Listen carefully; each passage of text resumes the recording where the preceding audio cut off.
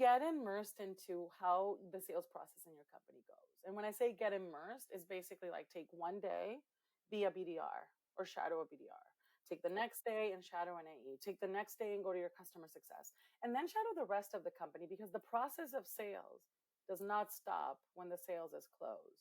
And I think that one of the things that I learned is that I cannot control what the other person is going to decide. I cannot control the events that are going to happen in the business for something to happen. I can control what I do in the process. I think it's terribly important to insist on individual values. Learning Culture Podcast. Initiative, creation, all these things which we value. It's now possible to make organizations on a larger scale than was ever possible before. Learning Culture Podcast. Teach people to analyze the kind of things that are said to them.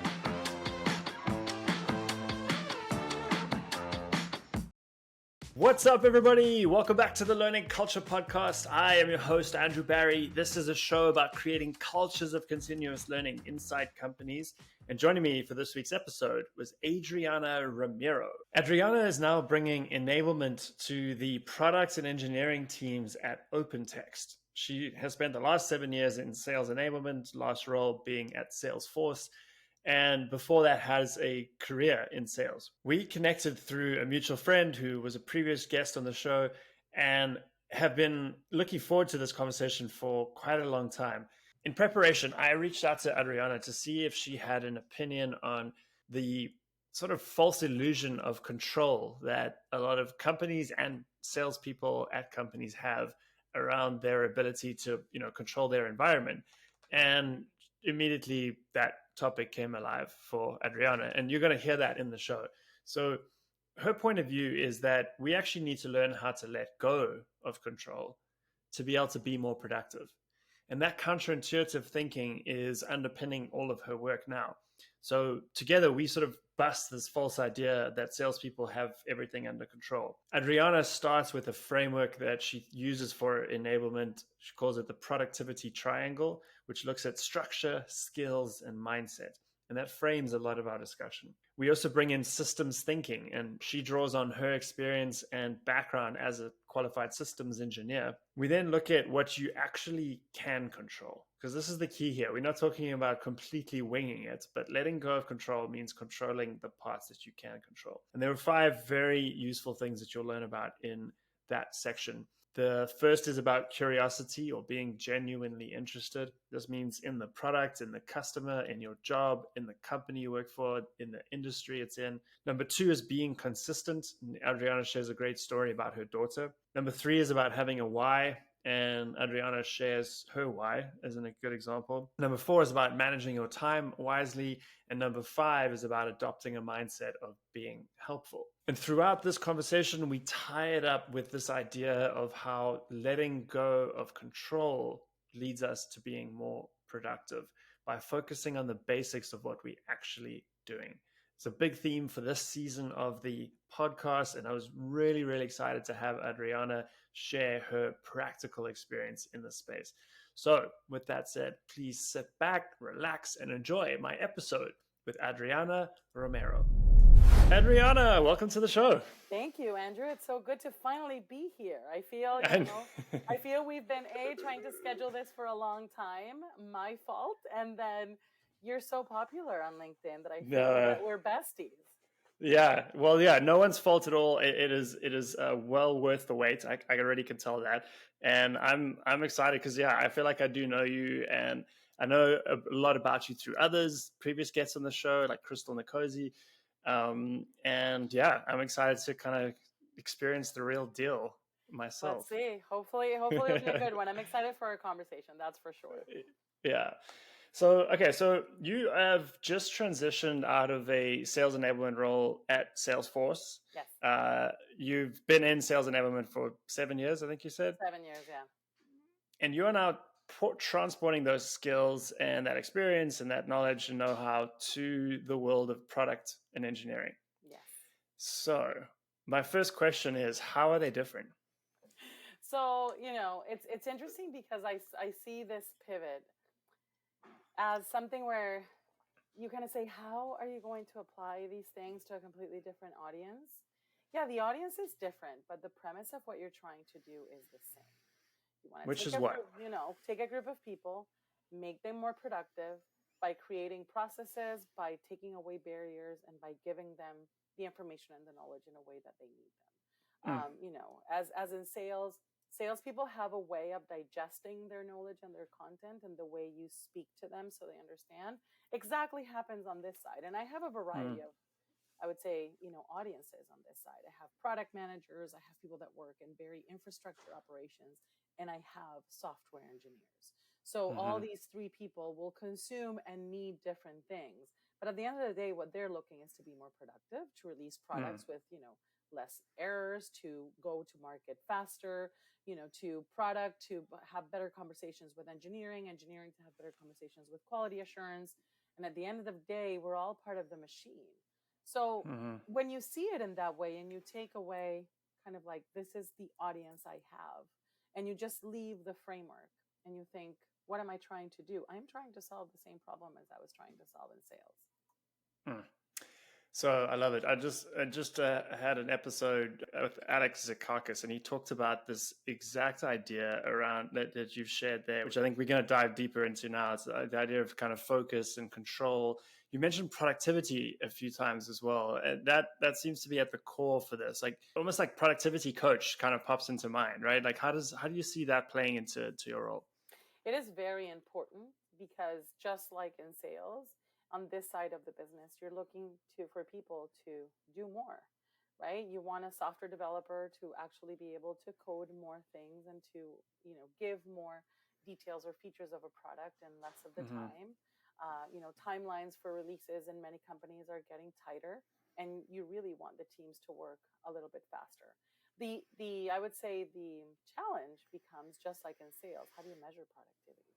People, work in different paces. Time management is different for everybody.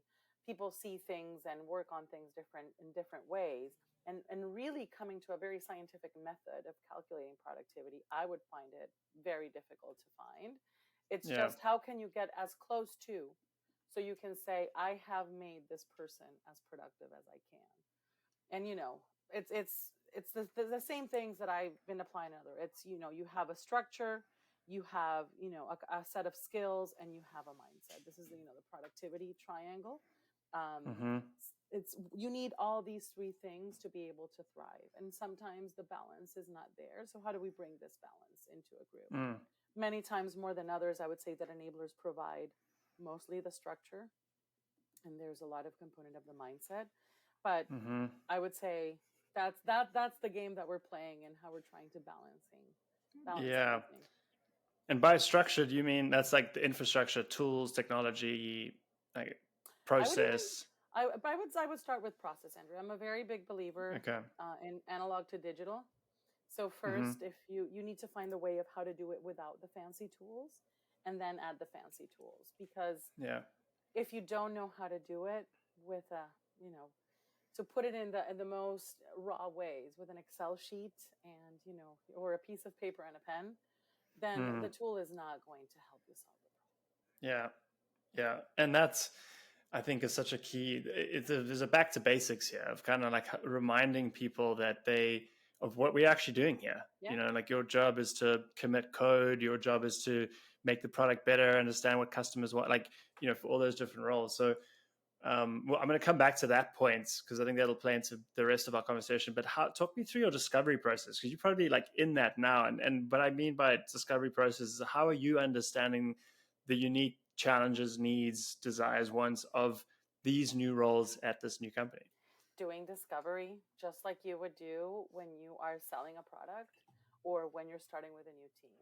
I like to immerse myself. I like to go to the meetings. I like to go to, if they have a scrum meeting and they're doing a retro, I like to go into that. If they have a stand-up every morning, I like to sit down. And you would say, yeah, but they're talking about engineering things. Yeah, but I understand their dynamic. I understand what is important for them. I understand who is in the room.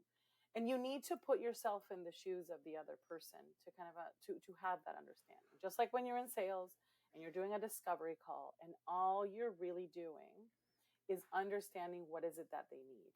And to be honest, I think that comes from a place of being very interested in process, because the only way you can improve a process is to understand the process as it is. So right now I've spent, it's almost going to be 2 months, and doing very in-depth discoveries. Well, of course, putting on that, you have that discovery piece of paper, and then on the other side, you're like, how am I going to solve this problem? What are the opportunities that I see here? Because I cannot wait till talk with, over 6,000 people before I can actually start solving a problem. Right. It's a big organization. So that is the way that I go at it. And I sit down and I'm curious and I learn. And sometimes you find things that you didn't think you were going to find in that discovery process. Yeah. Just the obligatory call out of the word curious, like every single guest, I feel like drops it in there at some point, and I have to call it out because it's so key. I mean, that is the driver of so much of this. Yeah. Yes, it is. Yeah. So also, you strike me as a systems thinker. Is that like accurate? Are you going in there and you try to like map the system of there's inputs that these people have to deal with, there's outputs, there's like feedback mechanisms. Is that how your brain works? Yeah, so cheating a little bit, I am a systems engineer, so your assessment is really, really good. Okay. So that is my background. So I think that the way that I think about things, and it's funny because when I went into sales, which people said, what is a systems engineer doing in sales? Well, there you go. And yes, I sold software and SaaS and all those solutions for many years. But it was how to get into the process of my customer to understand, am I really going to be able to help you or not? Because that was the question I was asking myself when I was doing discovery calls. The interesting part about that, if you ask, well, how did you get into sales and how did you develop that skill? Yeah. Is actually doing, what nowadays they call being a business analyst. When I was fresh out of university there in the year 1999, we called it differently, but I was going into customers and I was saying, okay, what is the process of doing inventory? What is the process of doing all these things? Yeah. Now let me go to the system that we're going to implement and let me see if we can actually do it or we have to change something. So I think that gave me that ability of looking at things from that perspective, right? Yeah. Yeah. This may be a difficult question for someone who's literally a systems engineer. So you may be suffering from like that curse of knowledge. But if you have any recommendations for people who have beginner level knowledge or none at all and want to, are there any recommended resources or things that you'd recommend to get people started on learning more about this? I would say, let's say that you are, I'm talking to the Sales Enablement community, majority of your listeners, right? Yeah. Get immersed into how the sales process in your company goes. And when I say get immersed, is basically like take one day, be a BDR or shadow a BDR. Take the next day and shadow an AE. Take the next day and go to your customer success. And then shadow the rest of the company, because the process of sales does not stop when the sales is closed. What happens when the customer has closed the deal and goes to customer success? What happens in finance? What happens in product? What does product use for this? How does engineer build the product? How does that come back into sales? So I would say anything that will allow you to get immersed in the process where you're at, that is very helpful. Like that would be number one, because that is your immediate audience, right? I would say other than that, anything that will allow you to study a process or maybe think about processes. I did a course on design thinking not too long ago. And I think that if I would not have had the systems engineering background, design thinking would have given me a lot of this, because of the way that you kind of parcel things out, the way that you take every piece and the way that you basically study everything before you kind of make changes. I would say design thinking is a great way to do this. Yeah. Yep. That's great advice. And it's a very logic based, linear based process here. And there's so much benefit to having, just to like add a little bit to what you said as well. It's basically this process of you going in, understanding what's happening and sort of just asking, okay, and then what? And then what? Right? It's like basically, yeah. And it's just like, and then if you don't, and don't keep asking until you understand the exact handoff, and then, and then what, and then what. And so the result of all of that, you get this really useful process map, essentially, which certainly in sales enablement allows you to map out activities and conversions and etc. And you can get quite precise about things. But herein lies that I think maybe shifting the conversation out. That also creates a false illusion of control and and this ability to kind of micromanage the whole process in that. And I'm not saying that there's no black or white here. It's gray. There is some level of control, but there is not as much as I think we think. So what's your take on that? Where do you think sales teams, in your experience, have sat in terms of that level, like perceived level of control over this process? Perceived, that is a great word, because I really believe that I was a salesperson myself. I sold for 15 years. I am guilty as charged of thinking I was in control of the process.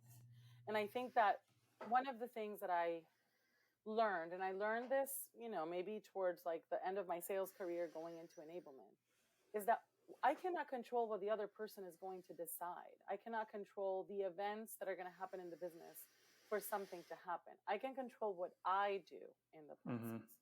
And I tell this to a lot of people, especially when I was doing sales enablement, was, what is the only thing that you can control? You can control what you do. You can control the effort you put into something.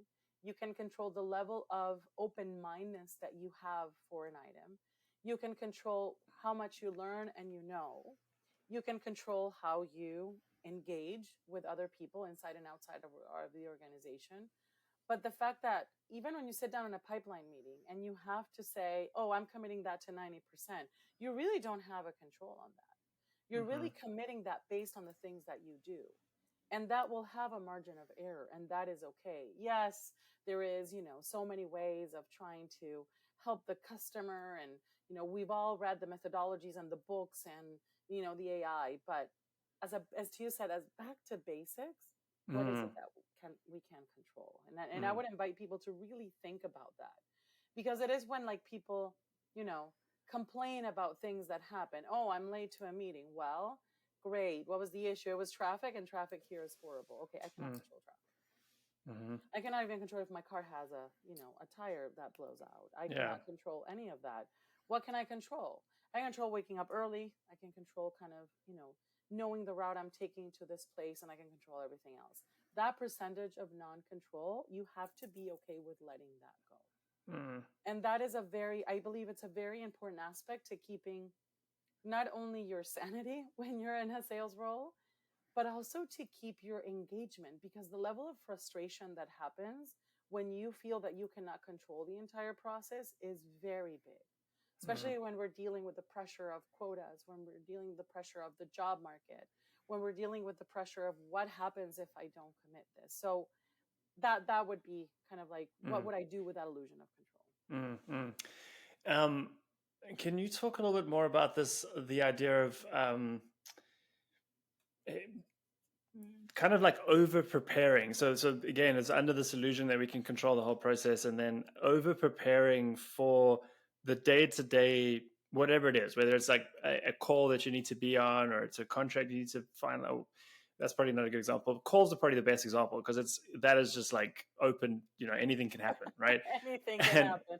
Yeah, and a lot of companies adopt these fancy methodologies that teach people, the order to ask questions, like look out for these certain words, and there's, you can engineer a lot of that process, and it's like those are useful as building blocks, but I think it's also a trap that people can fall into, that they're not actually listening to the person across from them. They're kind of they're trying to remember what's supposed to happen next, in this like.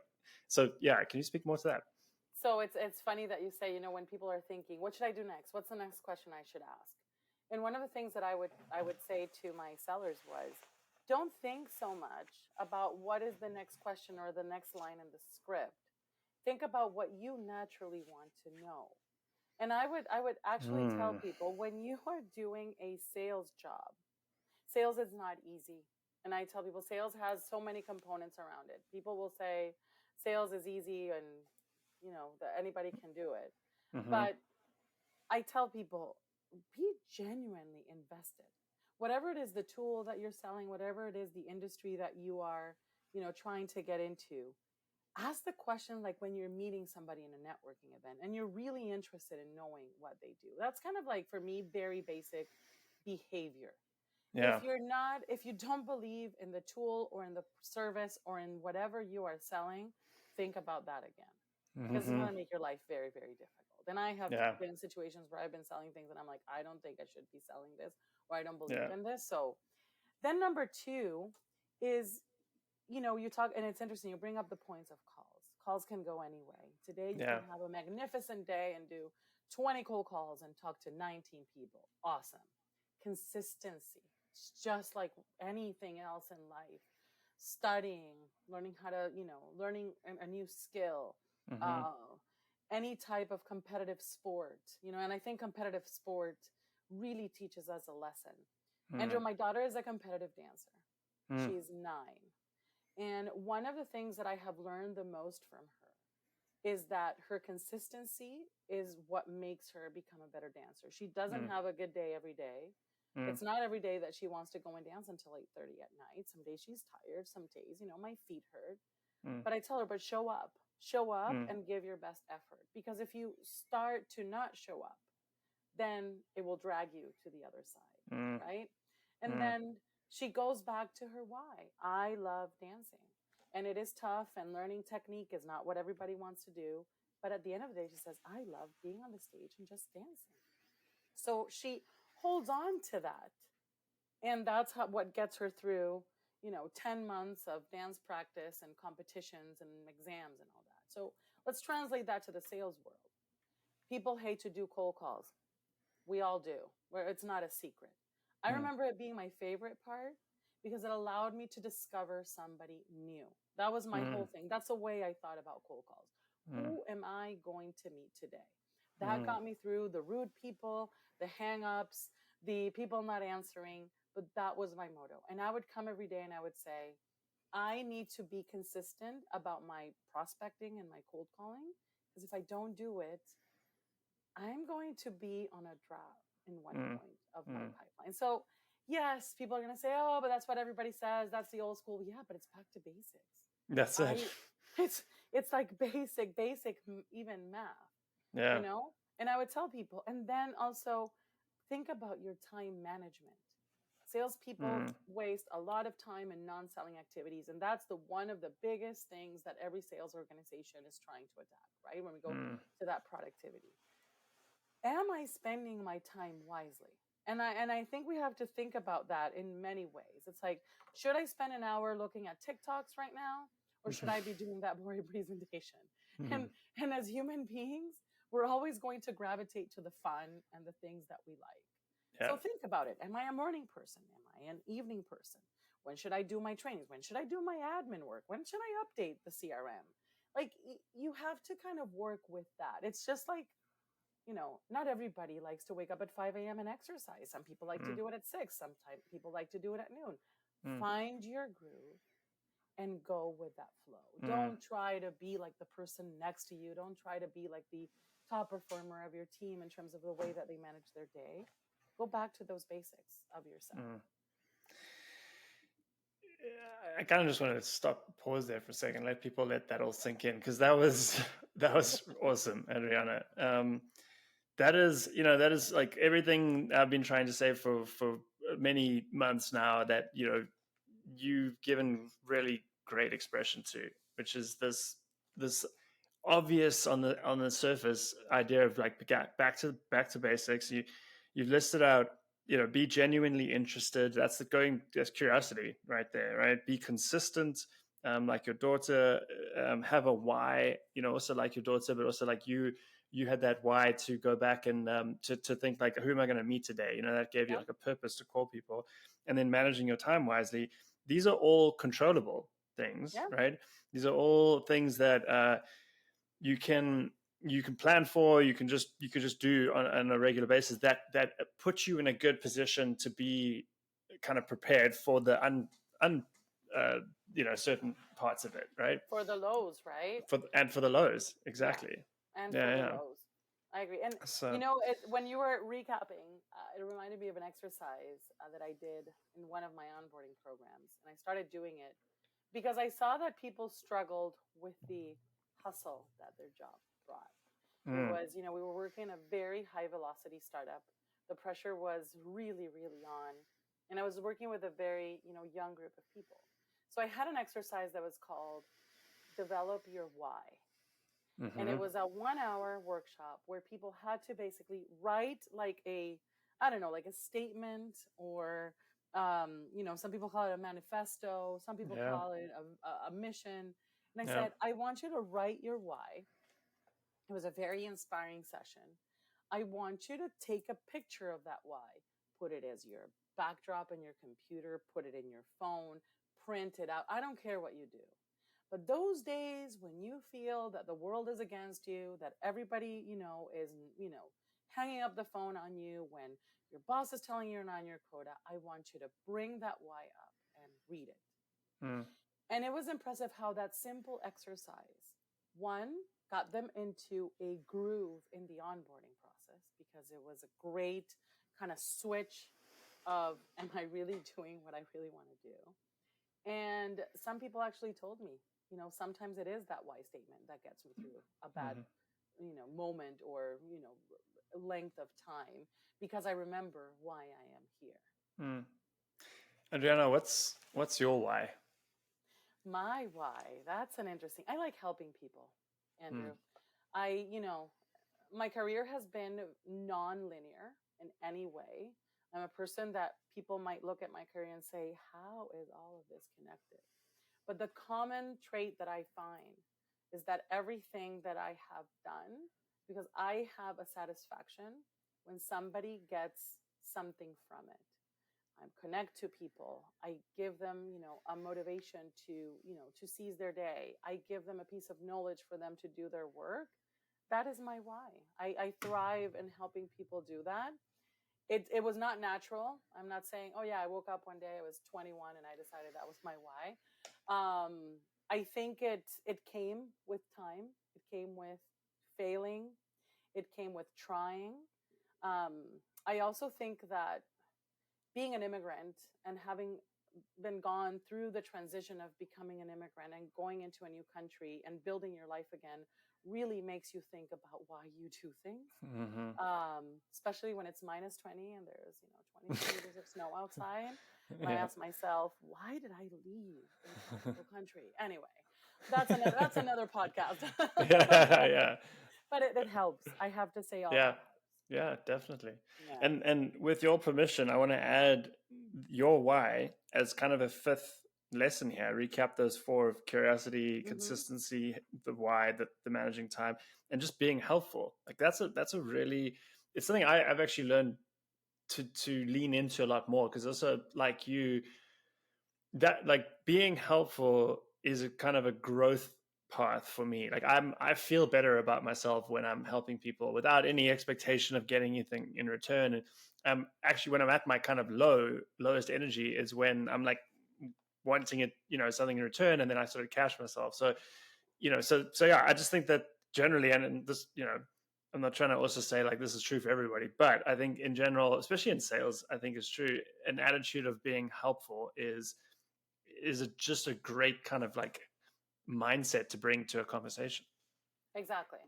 And then, it's not, everybody's not going to thrive for the same things. And I agree on that. But if you do a conscious kind of introspective and you find out what is that motivates me, what is that I'm here day in and day out, it is an important thing to figure out.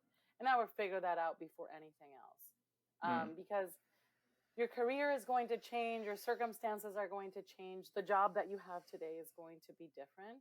But who you are and what makes you thrive, what motivates you and what keeps you going, that is going to be consistent. Yeah. So we talked a lot about letting go of control. There's almost, and I think the title of this show this episode is going to be something around letting go of control to be more productive. Just right? don't put the Elsa song, right? Okay, let's yeah. But like there's a counterintuitiveness to this. It's like being more productive by letting go of control. There's that doesn't immediately make sense on the surface. There's also, and we talked a lot about it from the individual's perspective, but there's also a role that an organization plays in Yes. control and focus in that. So what I'm going to ask this to you in a kind of counterintuitive way, but what do organizations do, or actually what can organizations do as well to stifle leaders, to stop people from being more productive like this? You know, I think one of the biggest things that I see that is lacking in many organizations is really giving good coaching to your managers. I think the frontline managers are forgotten, especially in sales organizations, in such a big way. And I How? think I don't I really understand. don't know. I don't get it. These Yeah. are the people that are in the front lines, you know? Yeah, like Was your striker like how can you leave yeah, this right. person out, Exactly. right? Crucial So, link in the team. Yeah. but it's so like as soon and you see it, it's so typical. There's the top performer that becomes a manager and suddenly boom, everybody forgets about them. Yeah. And they pretend that they have all the answers. No, no, no. Yes. No. Actually, I would say the most important player is going to be the frontline manager because that is the person taking the hit. That is the person keeping, the salespeople engaged. That is the person being all that kind of liaison with all the other people around them. That is the Mm-hmm. person having to report back to the numbers. Take more care of your frontline managers. Give them tools other than, let me teach you how we forecast here. Mm-hmm. I've worked in several organizations, and the ones where I've seen the efforts of, investing in leadership coaching are doing a great job. Investing in creating a manager playbook. I think that's something I have only seen in one organization, only one, Interesting. where somebody sat down and said, what is the role of the manager and how should they do it? And that manager playbook, and I know that hopefully the person who knows who it is I'm talking about will listen to this. And if not, I will send it to them. That manager playbook had such a 360 view of the person. It was, what do you do to recharge? What do you do to reflect? What do you do to do your job? How do you do to have energy to lead others? It was not based on let's all accurately forecast and work on the pipeline. It was, let me treat you as a person who is dealing with this. We would do sessions every quarter around the managers, and the managers kind of like, I would say, health as a manager. I would hold enablement sessions just to sit down with the managers and see how were they doing, what were their needs, where do you need coaching? Because I tell people sometimes the coaching and the learning is not in the obvious that you think, oh, you are a person that develops. Oh, you need technical skills. No, maybe that person needs communication skills, or maybe they need presentation skills, or maybe they need something else. So see that person just like we see a system, right? Or a process. See that person as that whole process and all the things that they need. That for me is super vital. Yeah. I mean that because if you're like as the take in charge of enablement, can never do that with every individual in the team. I mean, No. these organizations are hundreds of sometimes thousands of people. So that's why the frontline manager is so key. So my next question is kind of how are you thinking about, because the one thing you can control in your role is that manager playbook and sort of support and training for those managers. So how are you empowering and enabling people that have no idea how to lead other people to do that? I think that it's when I look at my design of how my enablement function is going to look like, manager enablement is basically its own thing. You have onboarding, you have everboarding, you have, pre-boarding, you have content. Manager enablement has its own space because it has to have its own space and time. Because it doesn't matter if you create an onboarding guide for the manager to deal how they onboard people, or if you create an everboarding guide. It's like, how do you deal with the manager and how they are doing? Especially because they're in the center of everything that changes. So for me at this point where I'm designing and I'm building, it's how are we going to take care of these people? Because I have a multitude number of frontline managers, or that are considered frontline managers when I look at levels. And I need to make sure that those people have an understanding of how to manage their teams, of how to take care of themselves as managers. And I would say it's very similar to a mom. We need to put the oxygen mask first and take definitely. care of them. So I'm building something that basically takes care of them as an entity. Yeah. And who manages them? Who coaches them? What is where's this? What do their one-on-ones look like? So it's interesting because it's different than in the sales world, right? Okay. I have found that in this world where you work on, on agile development, and when you work on product management and product, timelines and how is the process, there's a very seldom way of how you deal with the one-on-ones. Just like in sales, instead of talking about forecasts, we're talking about how's the product coming and how are we doing. So it's more about each line of managers. How do we empower them to become better managers, even using the framework that they use every day? So one of the things I'm trying to do is I'm taking Agile as a framework, not only for product development, but I'm trying to think, how can I take this framework and kind of apply it to many of the other things that we are doing? How can I apply the simplicity of this framework, the mindset of this framework? So when people are talking about things, we're talking about maybe agile coaching, or we're talking about, agile management. So it's in the process of being built. I can let you know in a year how are we doing, which is going to be great. And what are the things that have worked and have not, because I'm dealing with challenges of a multitude of people that are in different geographies, that have different, the cultural differences. And I have to take into consideration all those nuances as well. Yeah. No, very good point. Maybe the last question here, and I think it's a sort of, it's a good maybe summary and overview of the whole conversation. Is this, you and I talked about this a little bit off air, like through chat message, is this shift from a very short-term views, which is often the result of just the environment they're in. There's quarterly targets, there's quota, there's it's just that's like the nature of these businesses, and that comes from outside. That's how these businesses are valued. So it's just everyone's doing the best they can. To kind of applying a little bit more of a long-term view, and then the question becomes like, how much of a long-term view? So how you balance that, because you can't go too far long-term and miss targets. So how do you think about that dichotomy? Well, I think it starts with the why sets up the framework of what am I going to do. The long term is, where do I want to go, right? Where do I want to go from here? Because it's not about, do I make the quarter? Do I make the first half? Do I make the year? Is eventually, what is it that I want to do? It's interesting because everybody has different ways of planning these things. I do not sit down and write my yearly plan in January 1st or December 31st. I sit down and I think about, this is what I believe it's going to look like. The reason why I don't write it down, it's because I am used to coming from an environment that everything changes. So I learn how to be very resilient on change. So I kind of I have it here, we will go, things will happen. But I know that there is a goal somewhere there. So every time that you're working on it, it's like, how am I doing with what I want to do? Because many times you're going to be doing something right now that has nothing to do with where you want to go, but it will have a meaning, right? There might be that you're a BDR and you're like, but how is it possible that I'm going to be a sales manager one day? Or you're a BDR, but I want to be a CS manager one day. Like, there could be different paths. It's not the same path for everybody.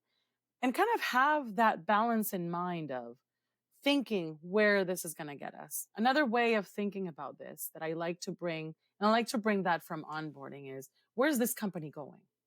Right? What is the ultimate goal? Because when you only teach people their little piece of the business, the narrow view is like, okay, but this is the only thing I know.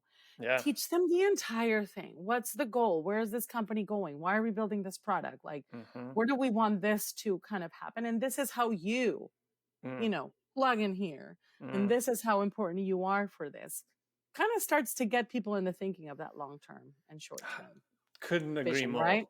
Exactly. And exactly. Vision is the key word there. I call it a shared vision. That's the whole point, is you get everyone bought into the vision, and it's shared in the sense that they see how their role contributes to that vision.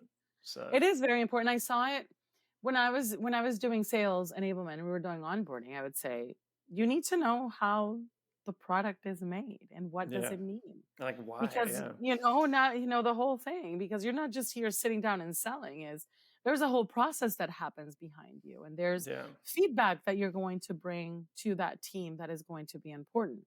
And I'm flipping that coin with the group right now. What is our go to market strategy, and what does it mean when you build a product? I have seen that working with engineers and in other past companies, where I would sit down and say, this is why this is important. They would say, oh, now I get it. Yeah. How people actually use why I build. I just sit down and build a bunch of features and functions, but I really don't know how it looks, at the end. I'm like, this is why it's important for me. To give you an example, I was in a company that built an enablement product. And one day the engineer said, can you sit down with us and explain to us what enablement really does? And I'm like, oh, this is interesting. And the questions were so good. Yeah. It was like, how does an enabler sit down and why, when they ask us for this feature, why is that important? When I explained to them what my everyday life was like, they got it. Yeah. That's an important view. I believe it's very good. I agree. And then there's a sense of trusting people there. Like that example, like this is a bunch of engineers who know nothing about your world, but they sat down and they adopted that beginner's mindset and they asked good questions and got to the answer that they needed and built the product you needed. And that's like, I think there's a good lesson there, is just the whole thing of, again, let go of control. This is true for even for leaders and people in enablement roles. Let go of control, trust people that they have the answers. Exactly. Yeah. And you said something very important. Enablement people also need to let go of that control. We cannot control everything. I also had to, you learn that by failing. And it's okay. It's okay if things happen and you didn't control it, or things fail, you didn't control it. It's like, great, we're learning, we'll do it, or I'll trust this process and I'll do it. You can't be on top of everything. You cannot be the problem solver for everything on the sales floor. And it is okay. It is fine. That is a great way to end this conversation. I think we've touched on this is exactly what I was hoping for, honestly, because it's so top of mind. It sounds like it is for you as well. I want to give you the last word here, and I'm going to ask you to share a lesson or a piece of advice, and it can draw from this conversation or anything else that you would give to yourself at the beginning of your career. So if you had to like look at that younger Adriana in the eye and give her this advice, you do that. But first, while I'm kind of giving you time to think about that, I also just want to say thank you for coming on and sharing this time and this awesome experience. This was definitely well worth the wait.